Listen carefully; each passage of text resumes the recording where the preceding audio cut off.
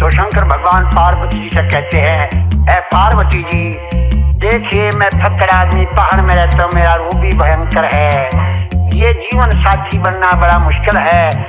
सुनिए आप शंकर भगवान पार्वती जी से कहते हैं, समझाते हैं, कहते हैं, फिर तू मेला में रहने वाली मैं पहाड़ पे कोठे आला सू,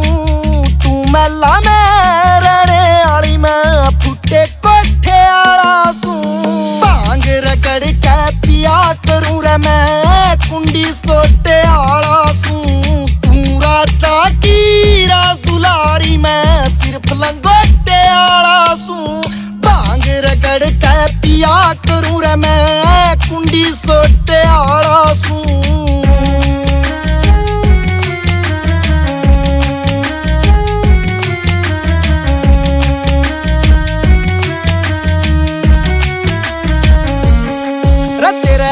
बाले लर्जे का नाम है मैं कान पड़ाए बैठा सू, तू मटने लावे चाम तेरे पे मैं पसम रमाए बैठा सू, बन के भीतर रे आ करूं मैं भूत नचाए बैठा सूर तेरे हवा की तरिया के सुडे मैं लटा बधाए बैठा सू, कोई छैल छबिला छोरा टोले, छैल छबिला छोरा टोले मैं लंबे चोटे आला सू, भांग रगड़ के पिया करूं रे मैं कुंडी सोटे आला सू, तू राजा की राज दुलारी मैं सिर्फ लंगोटे आला सू, भांग रगड़ के पिया करूं रे मैं कुंडी सोटे आला सू।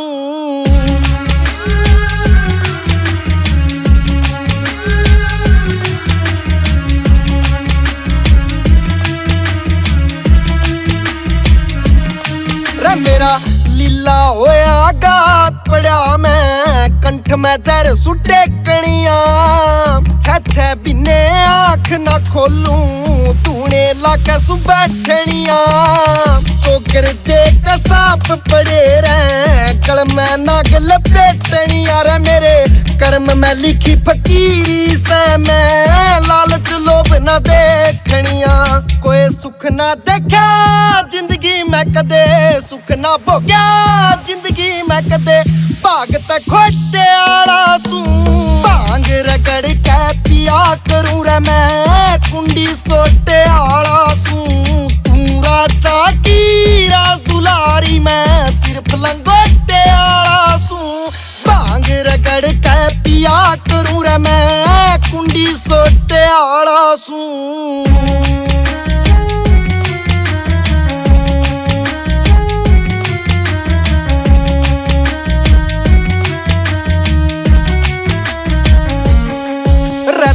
राजा टोले रुतबे आला मिल जागा तन छैल कोए, एक बोल पैरीज पुगा दे ले जागा इसा गैल कोए, सारी उम्र मौज में काटे मिल जागा इसा मैल कोए, तने मेरे ते अच्छे बहुत मिलेंगे करते ना जो बैल कोए, मेरा लेन देन ने कुछ भी कोना,